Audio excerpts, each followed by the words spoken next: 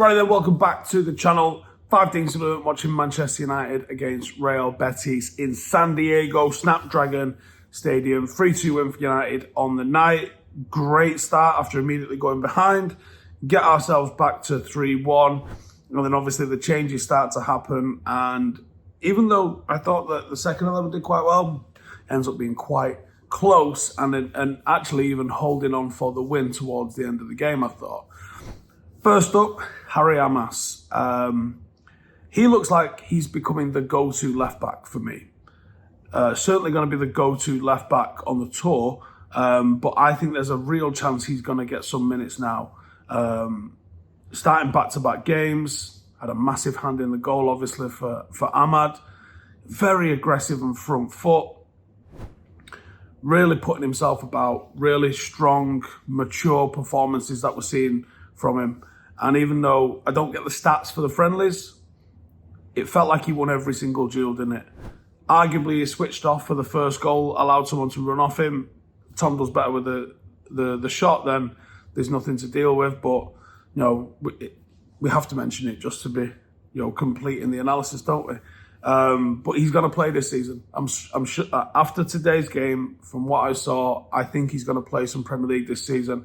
And I actually managed to ask him about whether or not he thinks he's got some opportunities to play this year. Do you think you'd be ready if called upon by the manager into start of the pre-season or start of the Premier League season? I mean, if the opportunity comes around, you know, I'm going to grab it with 2 hands, and yeah, I think I am ready. You know, that's what I want to do. That's what I'm here to do. You know, I'm here to play first team football. Check out the full interview with that over on Stretford Paddock if you want to go check that out.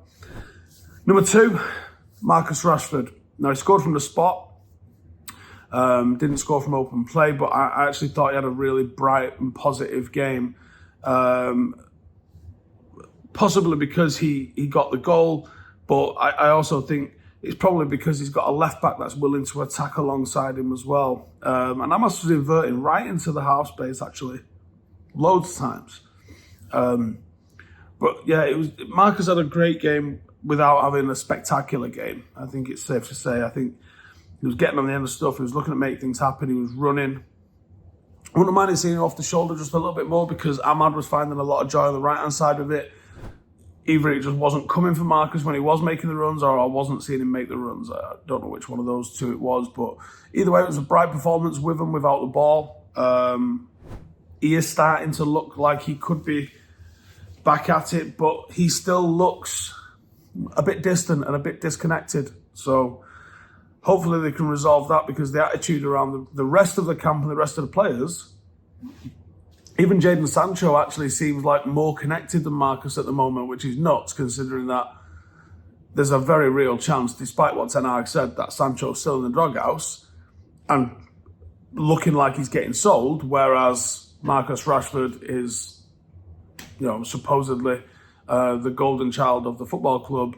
Looks like he would rather be anywhere else.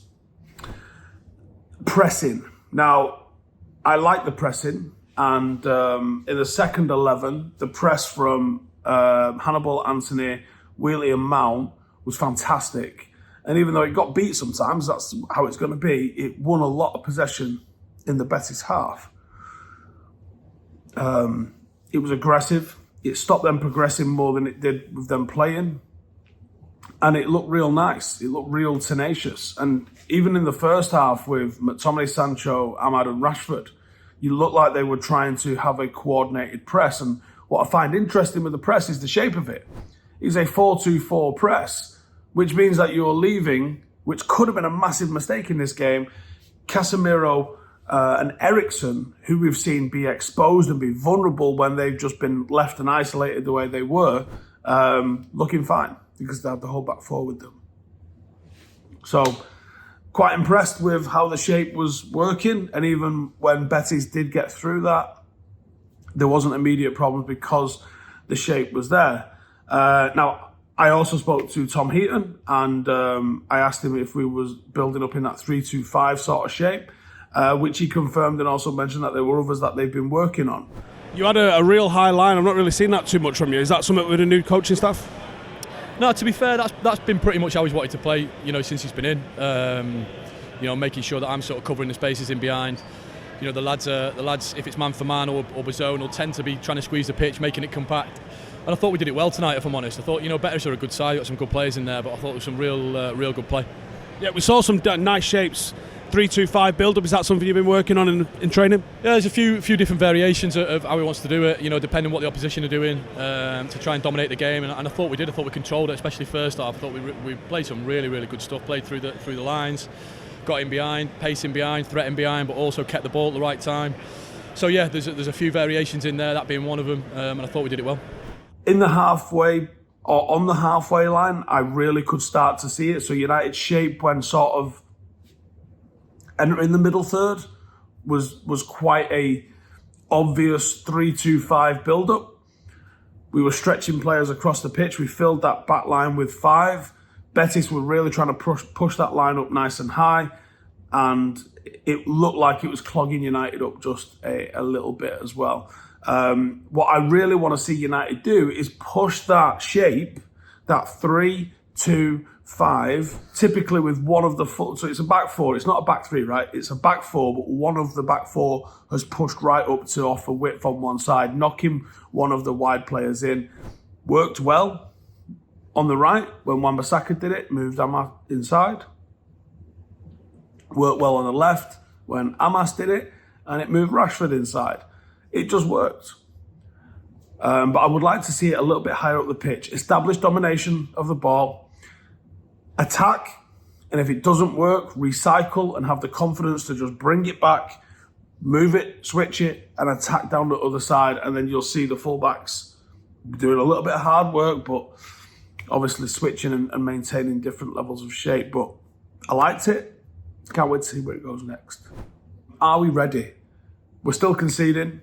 We picked up some injuries again tonight with Rashford and Anthony being substituted for precautions because of the injuries on top of all the other ones that we've got.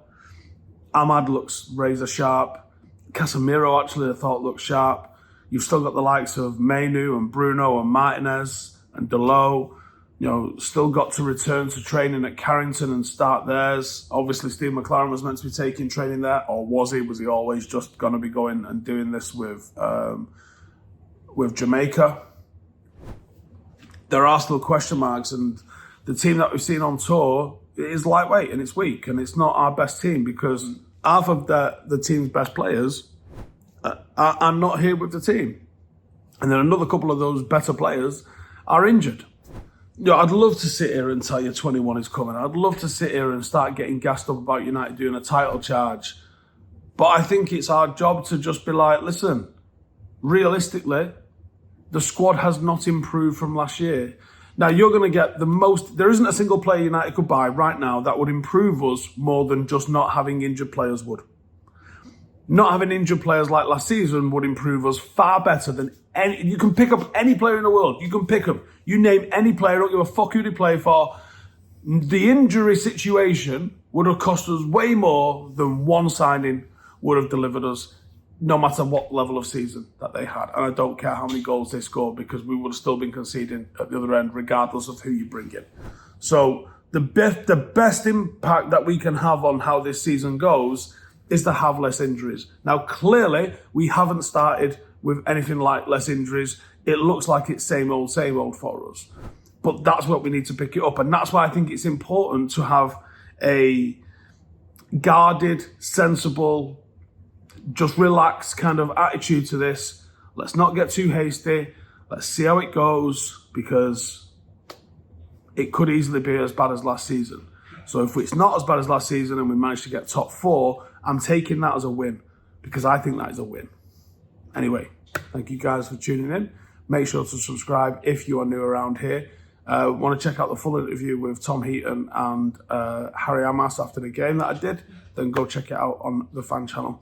Otherwise, take it easy. I'll see you in the next one. Laters. Hey, thank you for watching the video. If you are new around these parts, then don't forget to subscribe. My channel is proudly supported by my community on Patreon. If you'd like to get a little bit of extra content, a Discord group, meetups, five-a-side games, weekly podcasts, behind the scenes, and even an occasional bit of transfer news as and when I get it, then for the price of a pint, you can show your appreciation for the content that we make and get some goodies for doing so as well. Check the link in the description or click the button right here. You'll also find all of my socials here too if you want to follow me on any of those platforms. Nice one.